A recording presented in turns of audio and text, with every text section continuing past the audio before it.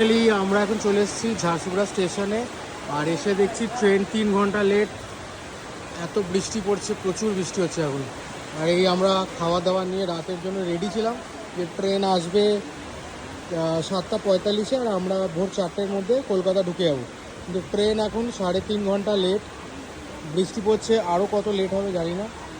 খাবারগুলো খারাপ হয়ে যেতে পারে, এত খাবার আমরা সঙ্গে করে রাতের জন্য এনেছি। প্লাস পূর্ণিমাদির কালকে শো আছে, কী হবে জানি না। অন্যারও ক্লাস আছে সকালবেলা, সেটাও কী হবে জানি না।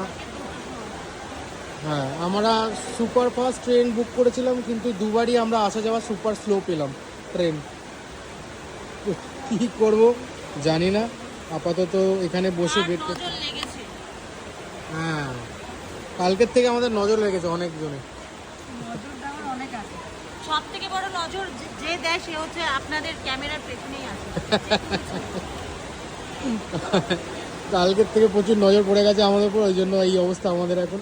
তো যাই হোক, আমরা এখন আপাতত ওয়েট করি, ওয়েট করে দেখি কখন আসে। 10টার সময় বলছে, 10টা 25-এ ট্রেন আসবে। এবার এর থেকে লেট না হলেও আর ঠিক আছে, কিন্তু এর থেকে লেট হলে আমরা কি করবো জানি না। আপাতত ওয়েট করি।